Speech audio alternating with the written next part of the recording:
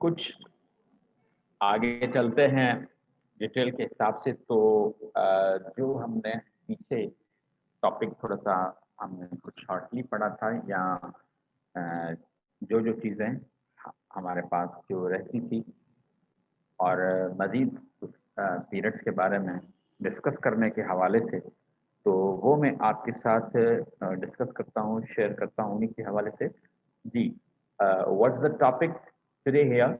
That is all about the important periods in the history of English literature. English literature में मज़ीद जो है हम कोशिश ये करेंगे तकरीबन एंग्लो सैक्सन से लेकर 20 सेंचुरी तक मटेरियल जो भी होगा, मैं इंशाल्लाह एक दो लेक्चर के अंदर, मज़ीद एक लेक्चर पॉसिबली है कि मेरे ख्याल में 16 से लेकर 20 के दरमियान जो यानी लिटरेचर है 16 से लेकर 20 तक, ये आपके लिए बहुत इम्पॉर्टेंट चीज़ें हैं उसके हवाले से। और वैसे भी तकरीबन जो उससे पहले वाला पोर्शन जो है, तकरीबन शुरू से लेकर एंग्लो सैक्सन से लेकर 16 सेंचुरी तक का जो है, उनमें से भी बहुत सारी ऐसी चीज़ें हैं, बेसिक पॉइंट जो मैंने पहले दिन डिस्कस की थी। पहले दिन के बाद दूसरे दिन दूसरे लेक्चर में जो मैं चीज़ें डिस्कस की थी, ये तमाम सारी इम्पॉर्टेंट पॉइंट्स हैं। इनमें से आपके मेरे ख्याल में 4 to 5 क्वेश्चन तो आराम से हल हो जाएंगे। ठीक है, तो अब तक जितनी भी स्लाइड्स यानी मैं आपकी कवर करवा चुका हूँ, इंशाल्लाह ताला इन्हीं में से तकरीबन 8 से 10 क्वेश्चन आपके आराम से हल हो सकते हैं।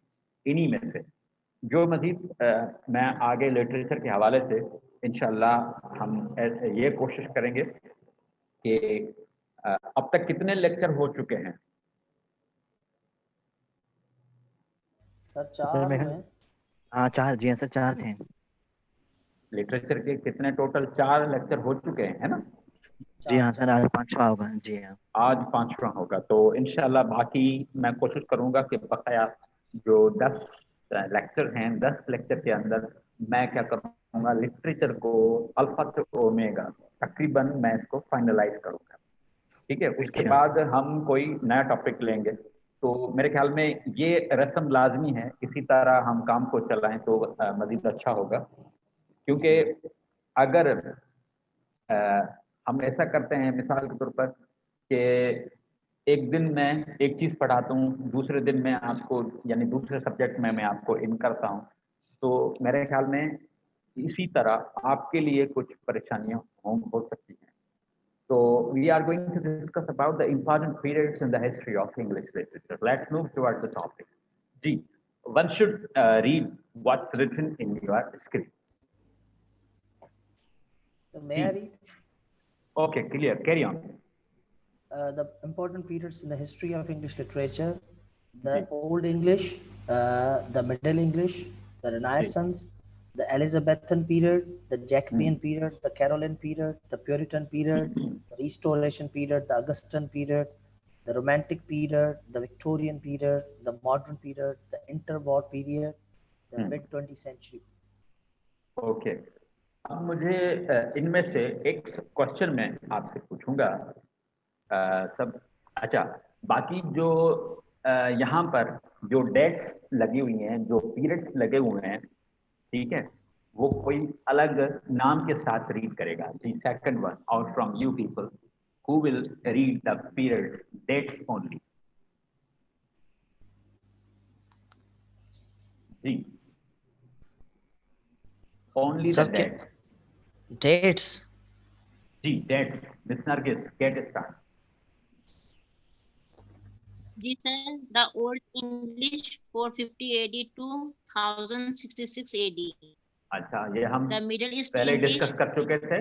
फ्राइडे वाले दिन मैंने आपको ये डेट्स वगैरह मैंने आपको बताई थी। ये स्लाइड अपने पास जो है अच्छी तरह कैप्चर कर लें।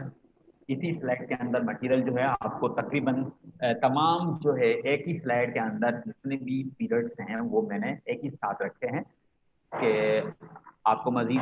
तो बहरहाल मैं ही आपको इसी के डिस्कस करके मैं आपको बता देता हूँ कि सुन लें अच्छी तरह से, बेटा गौर से। जो ओल्ड इंग्लिश पीरियड जो है, ये पहले मैं आपको बता चुका हूँ 450 यानी 450 एडी से लेकर 1066 एडी तक ड्यूरेशन रहा। अब इस ड्यूरेशन के अंदर कौन कौन सी प्रोग्रेसिव आई, हम इंशाल्लाह वो भी हम डिटेल में डिस्कस करते हैं। ठीक है, द मिडिल इंग्लिश जो है 1066 से लेकर 1500 तक, आप बता सकते हैं कि ये कितना पीरियड हुआ, कितना टाइम पीरियड हुआ है इसके दौरान? 1066 से लेकर 1500 तक, ये कितना टाइम पीरियड है? सर 444।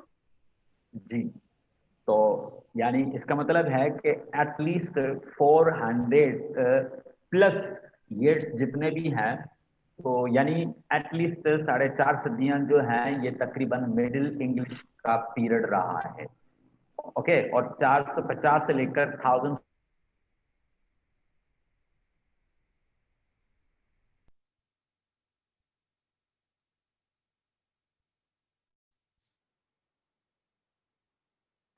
मिस्टर रहमान भट्टी साहब। जी सर, जी सर, आवाज नहीं आ रहा, अब बताएं। मैंने आपसे सवाल पूछा यह है कि आपके सामने ओल्ड इंग्लिश का जो ड्यूरेशन है वो ड्यूरेशन जी 450 से लेकर 1066 तक है, तो ये तक जी कम सर। और बेश कितना अरसा होता है?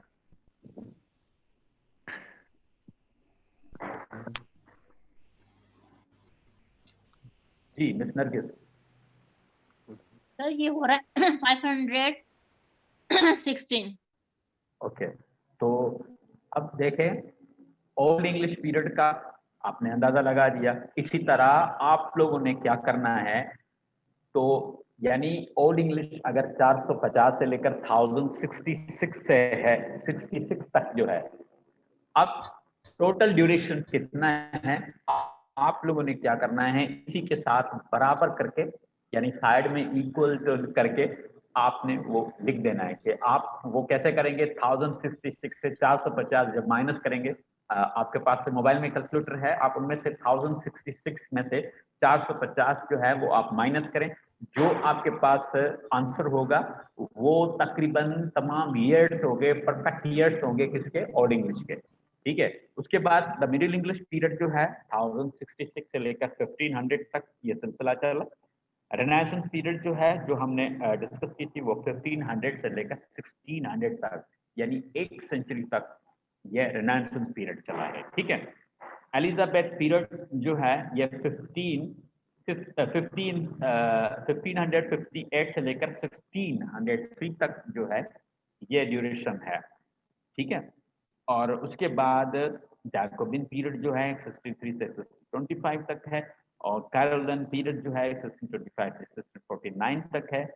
इसी तरह द प्यूरिटन पीरियड, ये तमाम पीरियड्स जो हैं 20वीं सेंचुरी तक 1939 से लेकर ऑनवर्ड्स, यानी अब तक जितनी भी सेंचुरीज अब तक जो भी ड्यूरेशन है ये आपका तकरीबन ये मॉडर्न पीरियड के अंदर आ जाता है।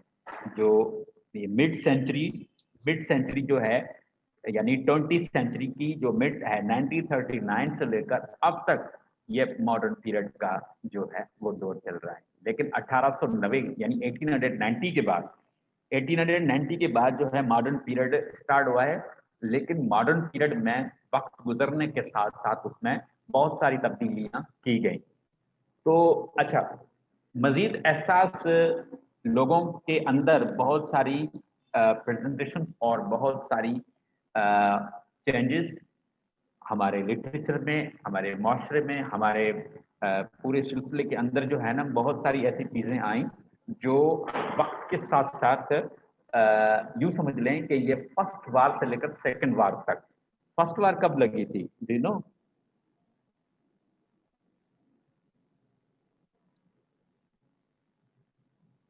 फर्स्ट वार कब लगी थी? Who will let me know?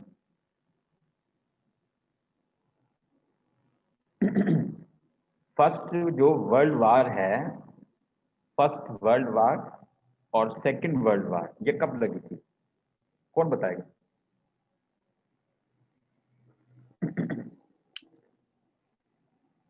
Sir याद तो किए थे, अभी माइंड में नहीं आ रहे। अच्छा, तो अपने पास आप ये नोट कर लें, जी नोट कर लें। तकरीबन यूं समझ लें कि जून 28 से 1914 से लेकर, ठीक है ना, जो ये एसोसिएशन ऑफ ऑस्टिन, ठीक है ना, उसी के साथ जो नेशनलिस्ट गैरिलो प्रिंस आपने सुना होगा, ठीक है ना। तो जून 28, 1914 से लेकर तकरीबन 1919 तक जो है ये फर्स्ट वर्ल्ड वॉर चली थी। ये नोट कर दें अपने पास।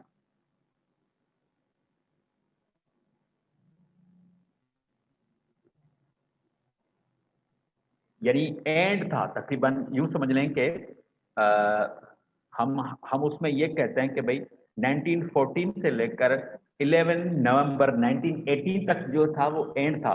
तकरीबन ये यूं समझ लें कि 1919 जब स्टार्ट हुआ तो वो जंग खत्म हो गई थी। ये अपने पास नोट कर लें। नोट कर दिया? जी सर। जी सर। अच्छा, what about the second world war? You know second world war कब हुई?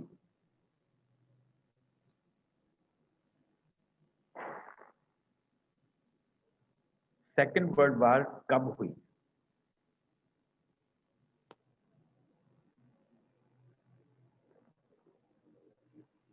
You know sir second world war जो है, आप नोट करते हैं सेकंड वर्ल्ड वॉर कब से स्टार्ट हुई। सेकंड वर्ल्ड वॉर जो है 1939 से लेकर 1945 तक चली थी। पाकिस्तान कब आजाद हुआ ये तो पता है ना? मालूम है। पाकिस्तान कब आजाद हुआ ये पता है? जी सर। हाँ रहमान बताएं, कब हंस रहे हो? सर 1947। अच्छा 1947। तो जनाब 1947 में पाकिस्तान बनने को मौका क्यों मिला मालूम है? मौका इस वजह से मिला, ये जो सेकंड वर्ल्ड वॉर में दुनिया में सबसे बड़ा नुकसान जो था, at least 10 million people they were killed in second world war.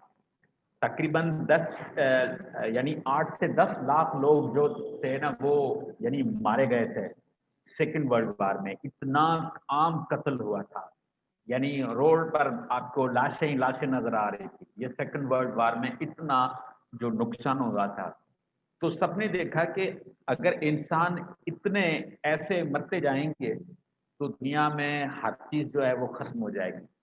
आपका बिजनेस नहीं हो सकता, आपके पास कोई यानी कम्युनिकेशन नहीं हो सकता, कोई मुल्क जो है तरक्की नहीं कर सकता। यानी ये सबने इस बात को नोट किया। समझ में आ रही बात? तो अब सेकंड वर्ल्ड वॉर में, जो सेकंड वर्ल्ड वॉर स्टार्ट हुई है, आपको मैंने क्या बताया, ये कब से स्टार्ट है? 1939 से। तो ये देखें, ये मॉडर्न पीरियड में तब्दीली आती है 1939 के बाद। अब सेकेंड वर्ल्ड वॉर स्टार्ट हुई। अब उसके बाद लोगों ने क्या किया, जो स्कॉलर्स थे ना, उन्होंने क्या किया, उन्होंने ये किया कि भाई 1939 के बाद वाला जो प्रोसेस था उसको क्या यानी करेंगे, उसको किस तरह यानी वो मेंटेन करेंगे। उन्होंने क्या किया कि तब्दीलियां जो लेकर आ रहे थे, ठीक है ना, जो लिटरेचर में तब्दीलियां लेकर आ रहे थे, यानी जो कमी पेशी नजर आ रही थी उनको, तो सबसे पहले उन्होंने ये किया कि भाई ये कत्ले आम जो है ये किसी मुनासबत में काबिल कबूल नहीं है। सबसे पहले यानी जो इंसानियत है, जो ह्यूमनिज्म है, उसका यानी हर किसी को एहसास हुआ, हर कंट्री को एहसास हुआ क्या होना चाहिए क्या नहीं होना चाहिए। ठीक है, तो इसी हिसाब से फिर आगे चलकर जो है, अब आते हैं ओल्ड इंग्लिश के हवाले से। तो ओल्ड इंग्लिश में क्या प्रोसेस था, किस तरह था, आगे तवज्जो के साथ सुन लें।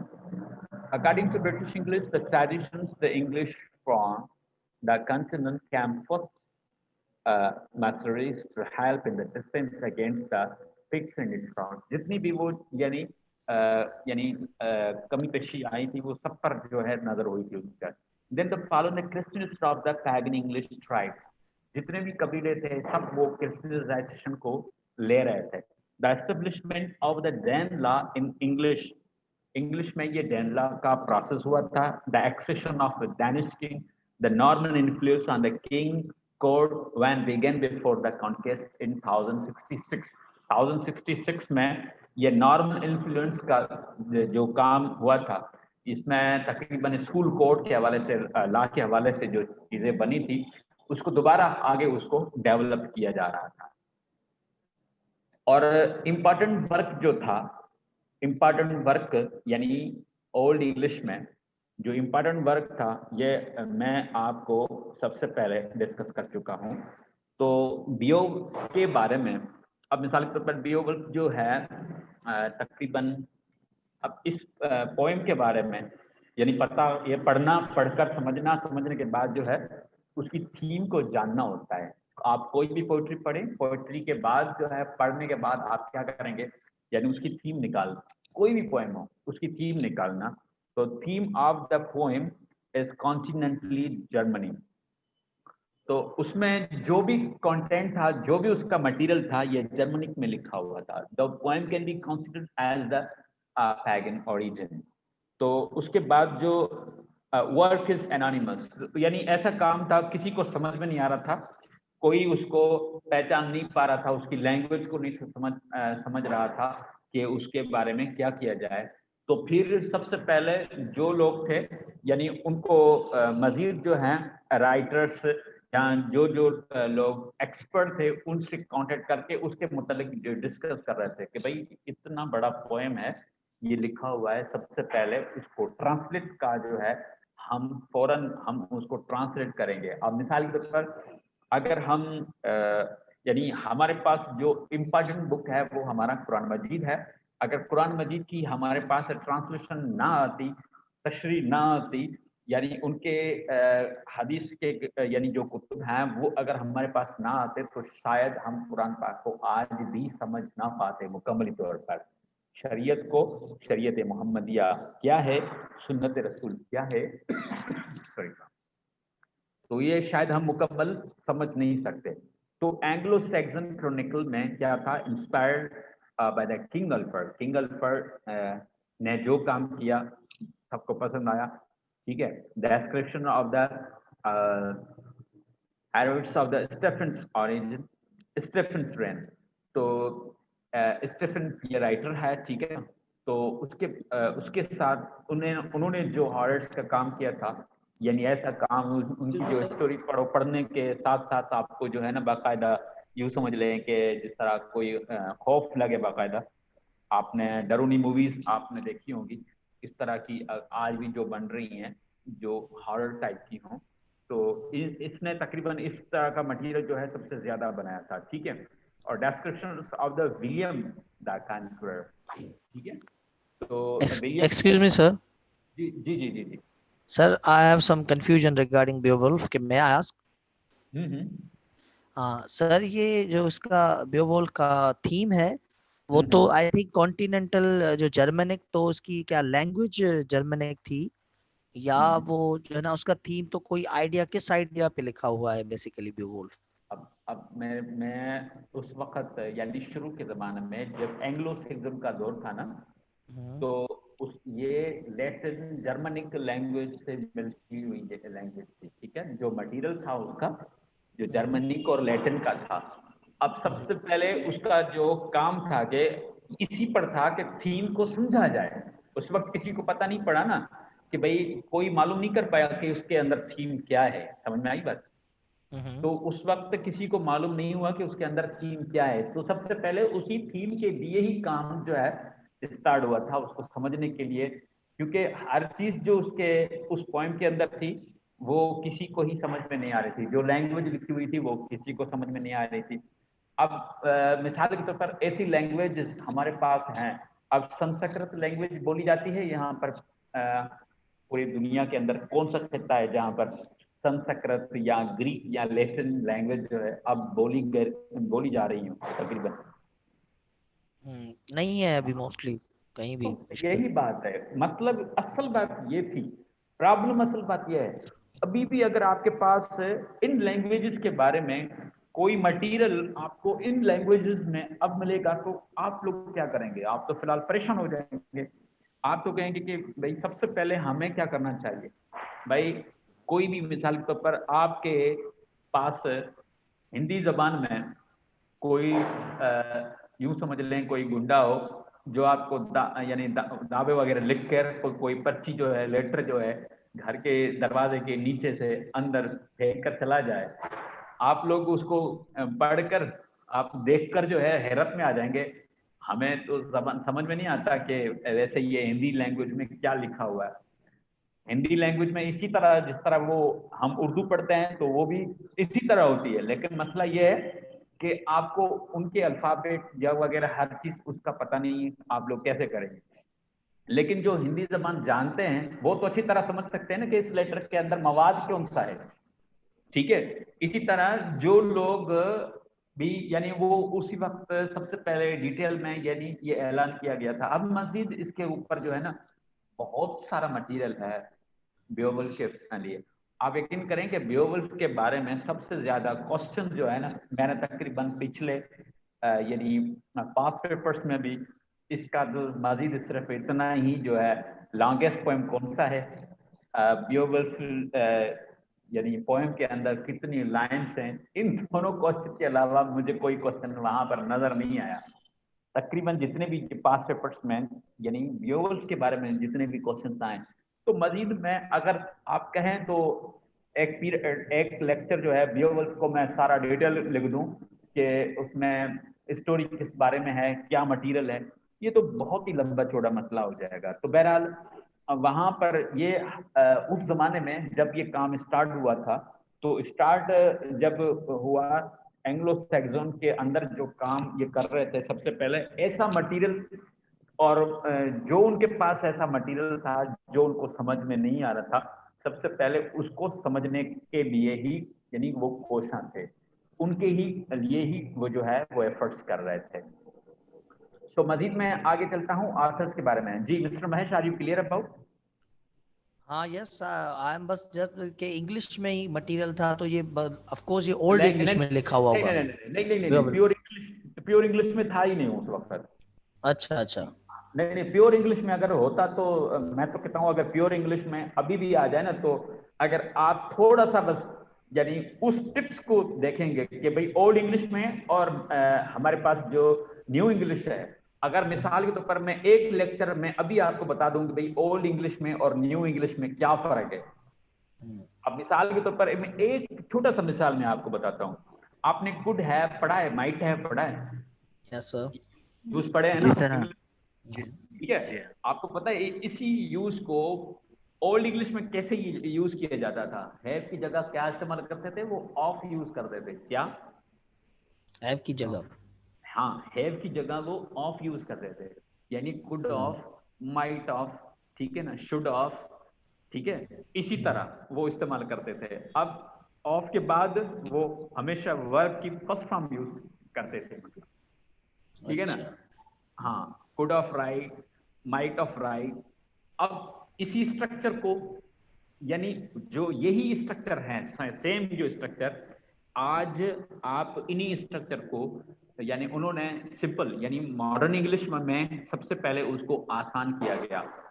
हैव भी नहीं था पहले ना, पहले तो हैव की क्रिएशन ही नहीं थी।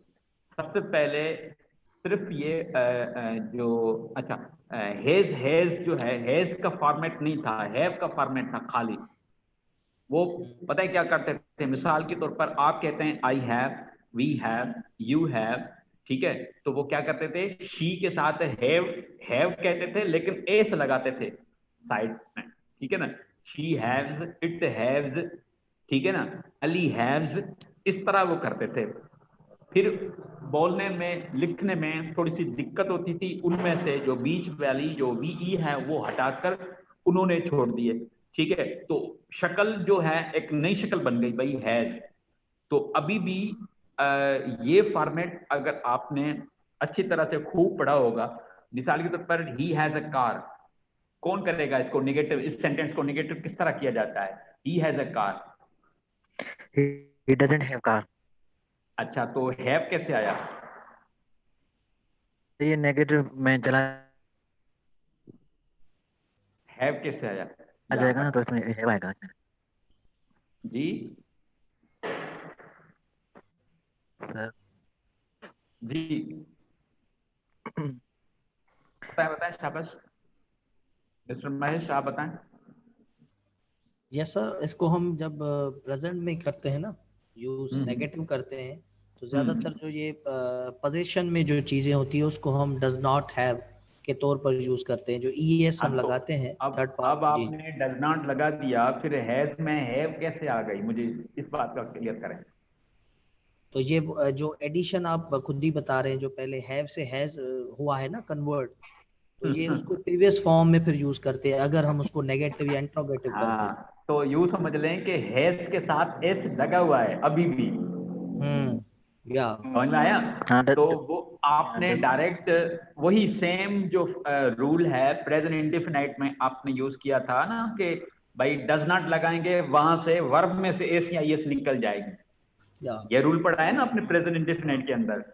ठीक यस है। सर। जी सर तो जी सेम जी। चीज है, इस वजह से हैज हटकर जो है हैव हो जाती है और वहां से आपने डज लगा दिया। इस वजह से ही डज नॉट हैव लगाते हैं हम, ही डज नॉट हैव नहीं करते। ये बात समझ में आ गई, क्लियर होगी बात ये।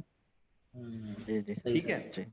अच्छा तो फिर आथर्स के बारे में मैंने आपको कैडमोन और ये साइन वुल्फ जो थे राइटर, ठीक है ना, ये मैंने आपको बताया था कि कैडमोन जो थे वो तकरीबन हिस्ट्री के बारे में मैंने आपको पहले ही बताया था। इनके बारे में थोड़ी सी मैंने कुछ एक्सप्लेनेशन दी थी कि कैडमोन जो राइटर थे वो तकरीबन हिस्ट्री पर फोकस रखते थे, हिस्ट्री को देखकर आगे अपने पॉइंट्स जो हैं वो बनाते थे। ठीक है।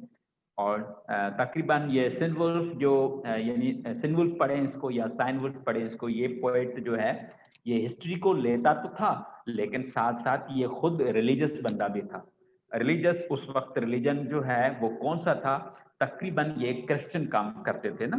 तो क्रिश्चियन में इनके पोइट्री का जो जो भी काम होता था फोकस क्रिश्चियन यानी क्रिश्चियन पर फोकस इसका जो है वो ज्यादातर होता था।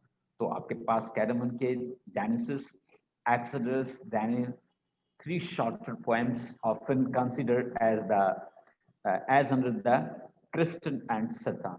Christian and Satan, ये आपने यानी क्रिस्ट एंड सैतान यानी क्रिस्ट और सैतान के बारे में इन्होंने जो है तकरीबन शॉर्ट स्टोरीज जो है ये लिखी हुई है, ये फेमस स्टोरी है इसकी।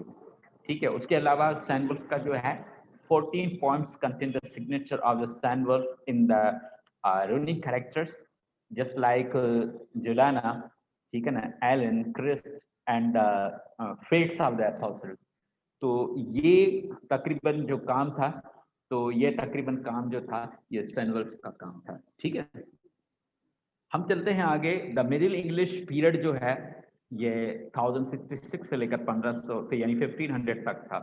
एस्टेब्लिशन of Normans and Angevin dynasties, ये दो बड़े लोग जो थे वो तकरीबन मिडिल इंग्लिश के दौर में ये वहां पर इनकी इस्टेब्लिशमेंट हुई थी वहां पर। ठीक है। वो कहीं से शिफ्ट होकर आए थे। ठीक है। Internal struggle between the king, clergy, noble and people, general movements of the times, the rise of the religious orders, okay, blossoming of the chivalry, the spirit of the Romans, bringing new sympathy for the women and the poor, the Christians, okay, widening European outlook, the Renaissance। ये तकरीबन काम जो था renaissance का period भी यहाँ से जो है वो सिस्टम जो है आगाज हुआ। सबसे पहले वो क्या करते हैं, लोगों को यानी कोशिश इनकी होती है कि लोगों के अंदर क्या सिस्टम है, उनके अंदर शौर क्या है, लोगों को वो किस तरह जो है वो आगे लेकर जा रहे हैं। अब मिसाल के तौर पर यानी ये इनकी जो है यूं समझ लें इंटरनल स्ट्रगल्स थी तकरीबन। ये अल्फा किंग जो है यानी उस अल्फा किंग के साथ जो है यही ये कोशिशें थी। और तकरीबन जो है मुख्तलिफ बड़े बड़े काम जो थे रिलीजियस के हवाले से, टाइम के हवाले से, जो खासतौर पर मूवमेंट्स ऑफ टाइम है यानी वक्ती तौर पर जो जो चीज़ें यानी आपने नई पेश करनी है वक्त के हिसाब से, वो कैसे उनको चलाना था या क्या तरीका अख्तियार करना था, ये भी सारा जो काम जो था वो मिडिल इंग्लिश के अंदर हुआ है। और उसी के साथ साथ तकरीबन यूरोपियन आउटलुक जो दिए थे वो भी यानी इसी के अंदर है। और उसके अंदर जो है खासतौर पर यानी वुमेन एंड पुअर, एक सबसे पहले खवातीन के लिए जो थे, खवातीन के लिए यानी for the women and the poor, और जो गरीब लोग जो थे यानी उनके लिए कुछ ऐसे रूल्स बनाए गए, यानी खासतौर पर आपने देखा होगा, यानी सबसे पहले यानी हिस्ट्री के हिसाब से आपने देखा होगा कि कम्युनिस्ट पीरियड, कम्युनिस्ट सिस्टम था, ठीक है, कम्युनिस्ट सिस्टम था, उसी के कम्युनिस्ट सिस्टम के जरिए मिसाल के तौर पर यानी पहले निज़ाम ऐसा था, मिसाल के तौर पर गरीब लोग जो थे वो मेहनत करते थे, लेकिन उसका सरमाया जितना भी था वो हुकूमत की तरफ यानी चला जाता था। तो आहिस्ता आहिस्ता ऐसे रूल्स यानी वो लेकर आए ताकि वो तकरीबन जो खवातीन जो काम करती थी, तो खवातीन जितना भी काम करें उनको 1 रुपया भी नहीं मिलता था, ये तमाम उनकी मेहनत के पैसे जितने भी थे वो हुकूमत की तरफ चले जाते थे, ठीक है। गरीब लोग जितनी भी मेहनत करते थे वो मखसूस उनके लिए जो है बिल्कुल, अब मिसाल के तौर पर अगर एक गरीब लोग जो हैं वो पूरा दिन यानी एक किसी कंपनी में यानी 100 रुपया कमा के दे रहे हैं ना, तो उनको 2 रुपए या 3 रुपए यानी दिन की मजदूरी जो होती है वो दी जाती थी। अब तो ये बहुत ही यानी कम थी उस वक्त के, यानी उस वक्त यानी दौर के लिए, और ये तकरीबन 7 दिन या 8 दिन वो अगर मेहनत करें तो तकरीबन 4 या 5 रुपए, अगर 100 रुपए यानी 500 अगर वो कमा कर दे रहे हैं, तो 500 में से अगर उनको 5-5 रुपए अगर उनको मिलते हैं तो ये किसी भी जो है वो यानी इसकी कोई अहमियत नहीं है। तो इसी हिसाब से उसके बाद जो है यानी इन्होंने कुछ ऐसे रूल्स बनाए थे जिनकी वजह से तकरीबन ये खवातीन और गरीबों के लिए जो है वो कुछ फायदा हो, ठीक है, आगे उनके लिए नया सिस्टम आए।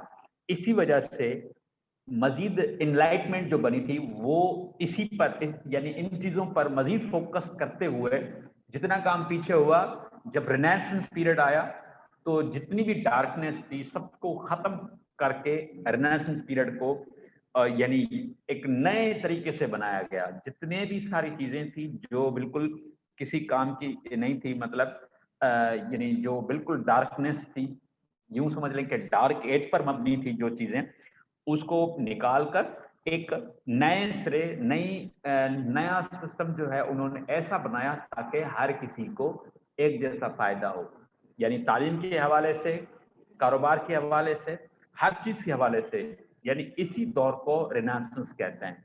अब उनकी फीचर्स ऑफ द एज यानी सबसे जो मेन चीज है उनमें क्या है, सबसे पहले the transition period of the transition and experiment, anonymous nature, the works and entirely without known authors, domination of poetry, and surviving of the works period, surviving of the works of the period is poetry, ठीक है। अब मिसाल के तौर पर कुछ writers जो थे, कुछ राइटर्स ऐसे थे जो अपना काम करते थे, वो काम क्या करते थे, सबसे पहले वो क्या करते थे, अपना पैगाम दूसरों तक पहुंचाना, अपनी नॉलेज किसी और तक पहुंचाना, इसके बारे में मजीद वो सोच रहे थे कि उसके हिसाब से क्या चीज होनी चाहिए, कैसा सिस्टम होना चाहिए, क्या तरीका होना चाहिए, ठीक है। तो उसके लिए ये यानी ट्रांजिशन के हवाले से वो क्या करते थे, एक्सपेरिमेंट्स करते थे। और द एनोनिमस नेचर, जो आपके लिए जो नई चीज है, जो आप समझ नहीं सकते, किसी सिस्टम को आप समझ नहीं सकते, यानी उसको समझने के लिए कोई तरीके, कोई मेथड्स यानी वो निकाले जाएं। और दूसरी बात यह है, जो सबसे ज्यादा फेमस राइटर्स थे ना, वो बेचारे क्या करते थे, कुछ पोइट्री करके या कुछ मटेरियल जो है लिटरेचर का वो लिखकर लोगों के अंदर वो क्या करते थे, सेल करते थे, ठीक है ना। इसी हिसाब से वो अपने जिंदगी के लिए, अपनी लाइफ के लिए वो क्या करते थे, कुछ सरवाइव करते थे। इंपॉर्टेंट वर्क्स यानी इसी दौर का था यह vision of the William concerning the periods of the plowman, Williams, Langland और ब्लूटलेज़म, ये इंपॉर्टेंट वर्क्स थे जो इस दौर में हुए थे। अब हम चलते हैं आगे चौसरन पीरियड, एज ऑफ चौसर, यानी चौसर का जो दौर था वो 1340 से लेकर 1400 तक इसका दौर रहा है, ठीक है। The period includes the greater part of the rain of the Edward tree and the long French was associated with his name, okay. The accession of his grandson Richard II, the revolution of 1399, the disposition of the Richard, and the foundation of the Langstroth dynasty. The age of the earnest and transition. अब चौसरियन दौर जो start हुआ है, अब उसमें यूं समझ लें कुछ ऐसे भी राइटर थे जो तकरीबन ऐसे जो काम करते थे, वो तकरीबन यानी सबसे ज्यादा जो हिस्सा था वो फ्रेंच में काम करने वाले थे, ठीक है ना, फ्रेंच में काम करने वाले थे उस वक्त। अब जो फ्रेंच में काम करते थे, जो फ्रेंच नहीं समझते थे, वो सिर्फ इंग्लिश समझते थे, तो यानी उसके लिए अब क्या है, यही ट्रांजिशन सिस्टम जो है मजीद उसको बेहतर बनाया गया। ट्रांजिशन सिस्टम के मतलब ये है कि भाई उसको ट्रांसलेट करके इंग्लिश में बनाकर आगे जो है उसको दिया जाए।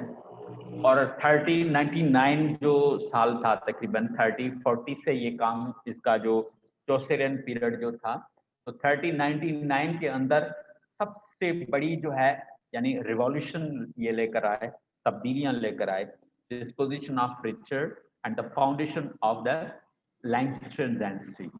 ये यूं समझ लें कि ये एक इदारा है, ठीक है ना, एक इदारा जो 1399 के अंदर यानी बड़ा कारनामा जो था चौसरियन का, वो सिर्फ ये था, यानी चौसर ने सबसे पहले ये बताया कि भाई जो अगर आप किसी को आगे पढ़ाना चाहते हैं, समझाना चाहते हैं, उसके लिए इदारा लाजमी है।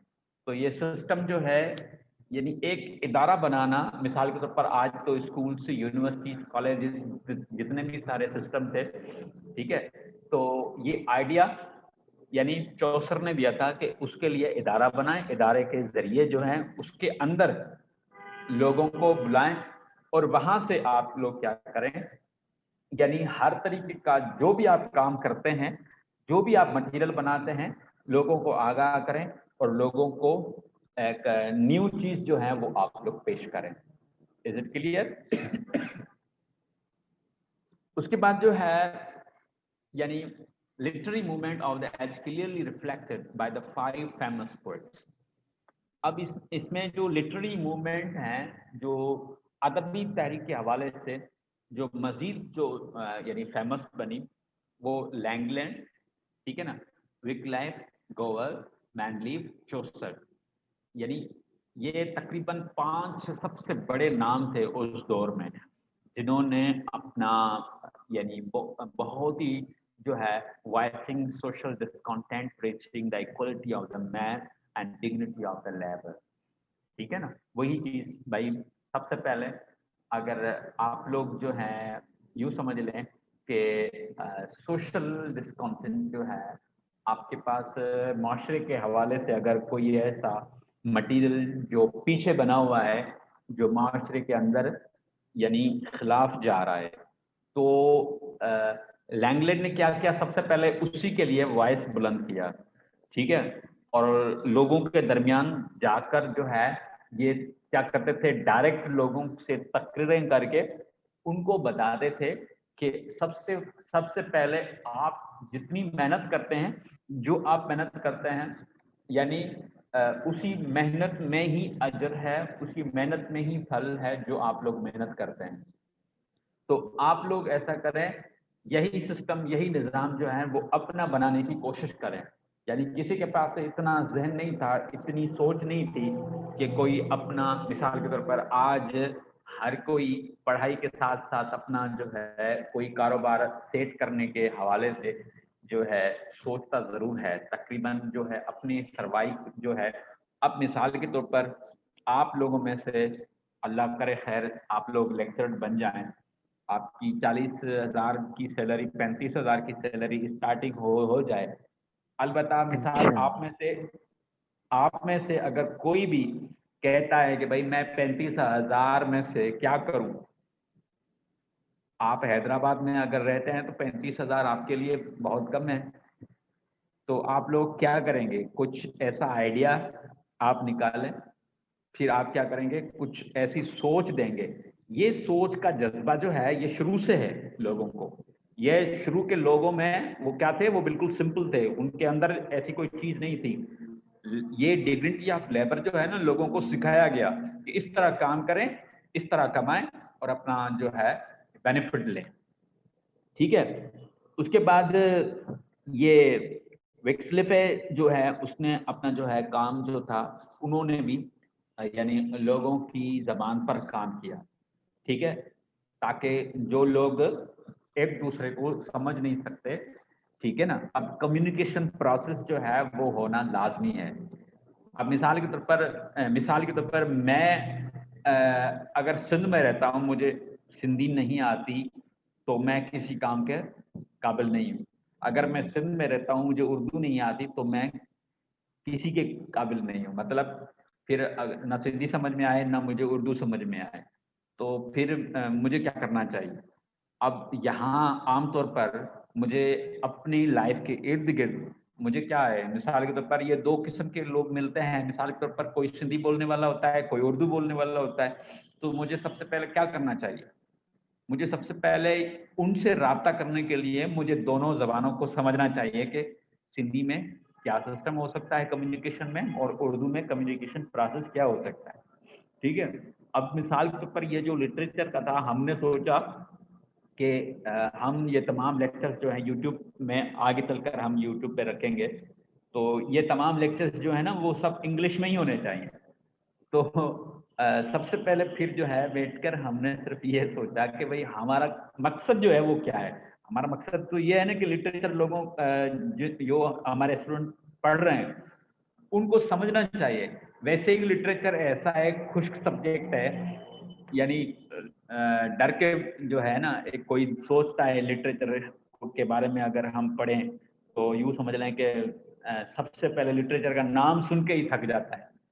तो फिर अगर हम उनको इंग्लिश मटेरियल यानी इंग्लिश में समझा कर, इंग्लिश में अगर हम उनको उनके अंदर जो है आइडिया पेश करेंगे, तो आगे यानी समझेगा कौन, आगे हल कौन करेगा, क्या प्रोसेस होगा। तो ये बहुत सारी चीज़ें हैं यानी जहन में रखने के हवाले से। ठीक है, तो फिर हमने इसी को आपको कम्युनिकेशन आपको मज़ीद समझाने के लिए हमें क्या है, पूरी डिटेल जो है वो उर्दू में देनी होती है। ठीक है, तो यानी आप क्या करते हैं, जो कंटेंट लेते हैं, जो कंटेंट आप पढ़ते हैं, यानी वो आपको समझ में आ जाता है। ठीक है, उन्हीं के मुतालिक जो बात समझ में नहीं आती वो आप क्वेश्चन कर लेते हैं।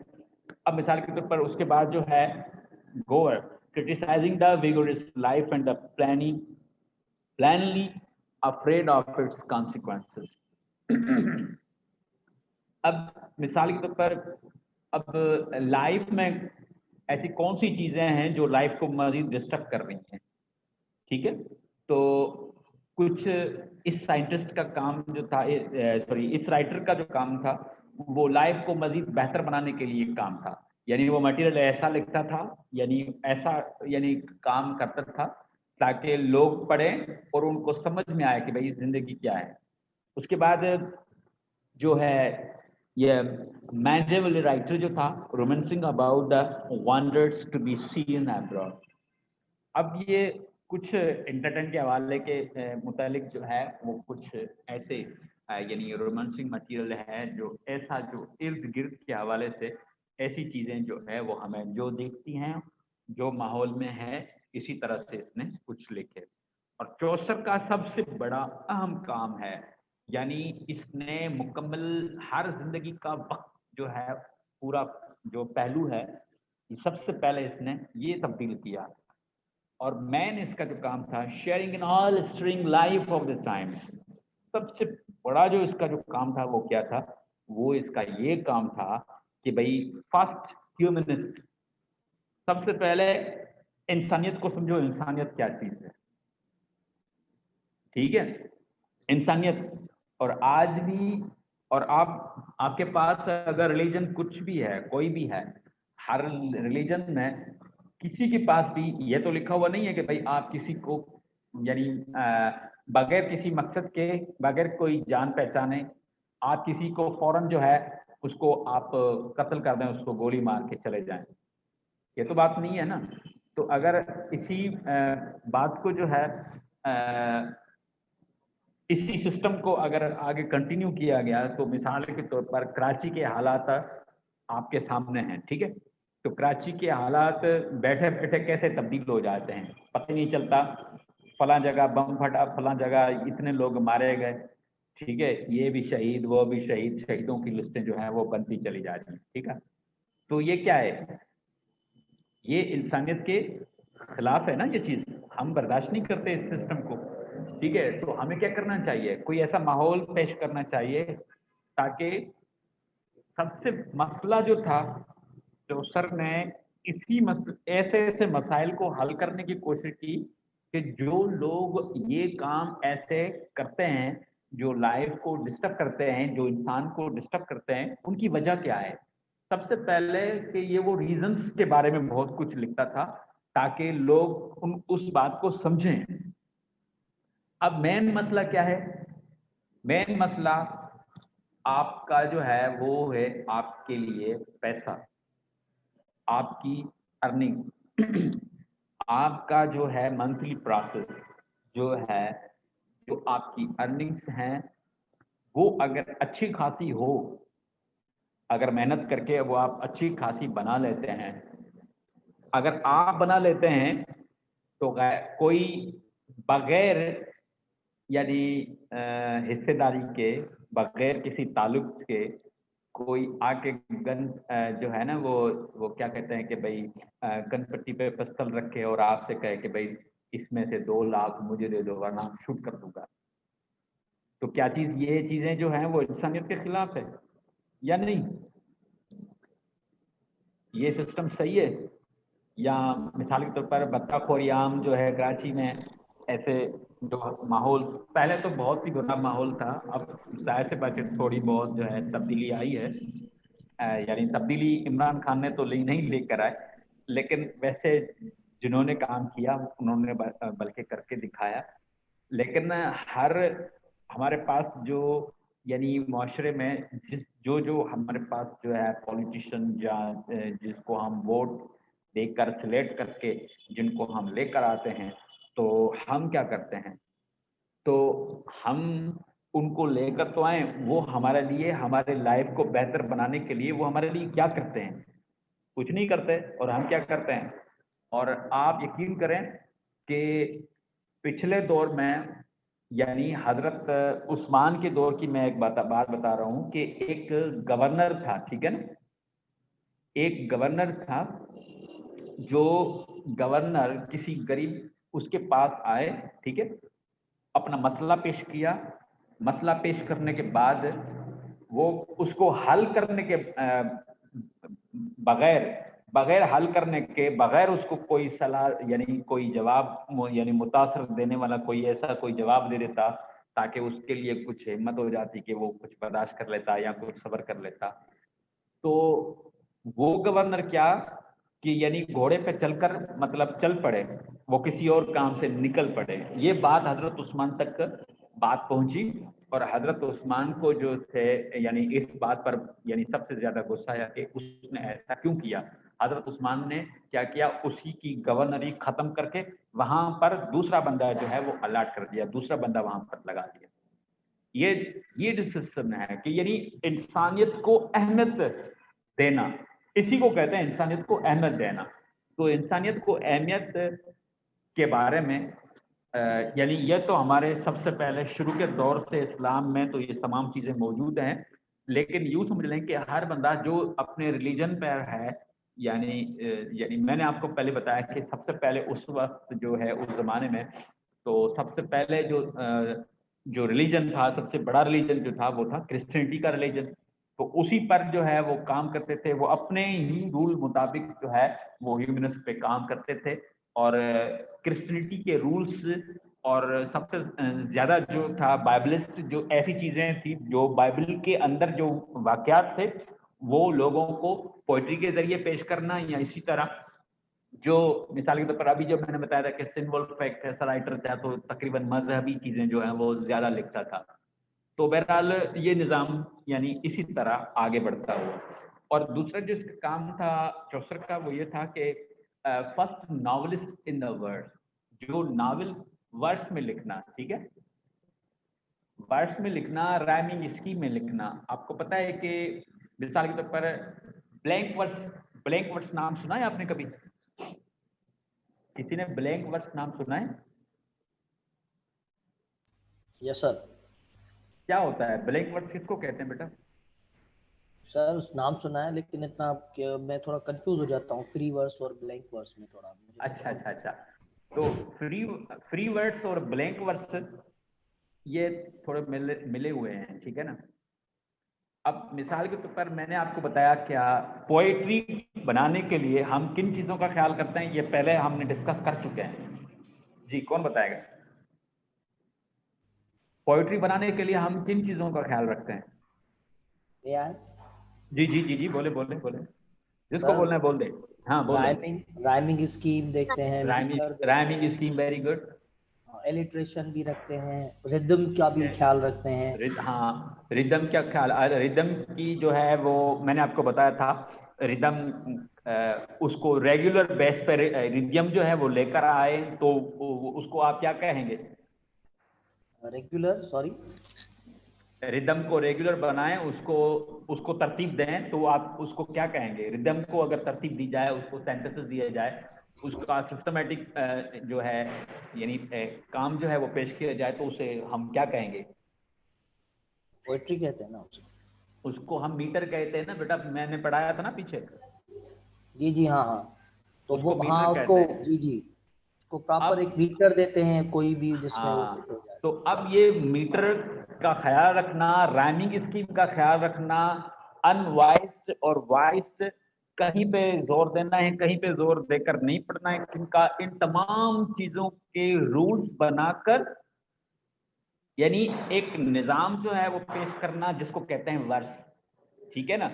तो ये नॉवेल्स भी वर्स की शक्ल में, समझते हैं ना आप, यानी जितने सारे नावल वो भी पोएट्री की शक्ल में, ठीक है।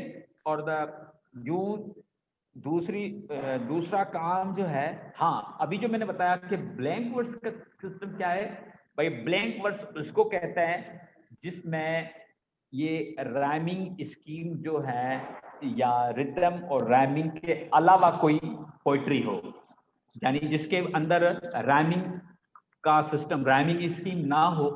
समझ में आ रही बात? उसको राइमिंग स्कीम ना हो, मीटर का पता, मीटर का हिसाब ना हो, ठीक है, तो हम उसको ब्लैंक वर्ड्स कहते हैं या उसको हम फ्री वर्ड्स कहते हैं। ये बात क्लियर हो गई? और चौसर को हम father of modern English language भी कहते हैं। आज हम यहाँ तक बात करते हैं, इंशाल्लाह आगे हम इसको कंटिन्यू करेंगे, ठीक है। यहाँ तक किसी को कोई बात समझ में ना आई हो तो पूछ सकता है।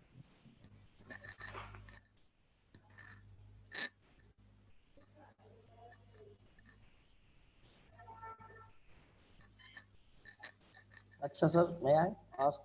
जी सर मीन्स आप जो फ्री वर्स या ब्लैंक वर्स होती है उसमें ये रूल्स और रेगुलेशंस वो फॉलो नहीं करते। नहीं मीटर के, राइमिंग स्कीम के या रिदम के, हाँ, इनके अलावा स्ट्रेस्ड और अनस्ट्रेस्ड ये नहीं रखते, लेकिन बस वो उसको पोएट्री की शक्ल देते हैं। हाँ बस जैसे नाम की जो है ना वो नाम की पोइट्री होती है, लेकिन उसके अंदर जो है वो राइमिंग स्कीम जो है उसकी किसी चीज का वो मीटर वगैरह का जो है ना वो ख्याल नहीं रख होता उसके अंदर। हाँ, तो ये क्लासिकल पोइट्री में आई थिंक चासर को पढ़ाते हैं।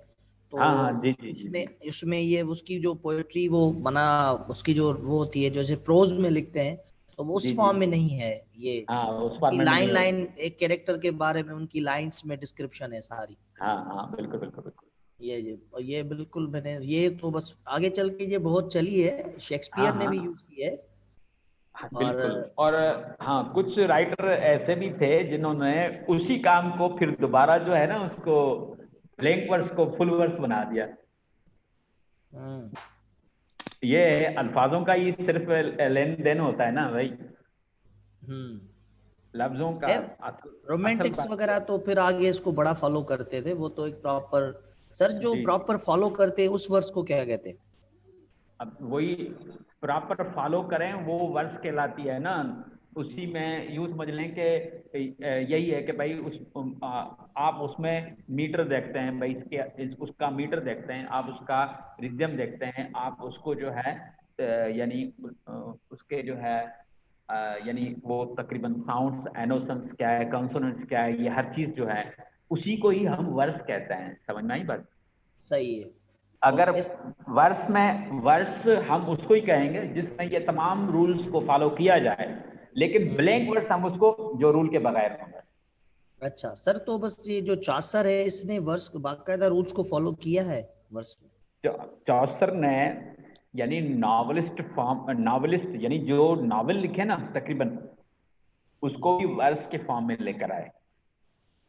तो मकसद ही फॉलोज दैट पैरामीटर जी ऑफ जी जी जी, meter that's why parameter, he is called the father of modern English language. Father of modern English language Chaucer को कहा जाए। चौसर ने बहुत बड़ी तब्दीली लेकर आए इंग्लिश के अंदर, ठीक है ना, वो हम मजीद डिस्कस करेंगे।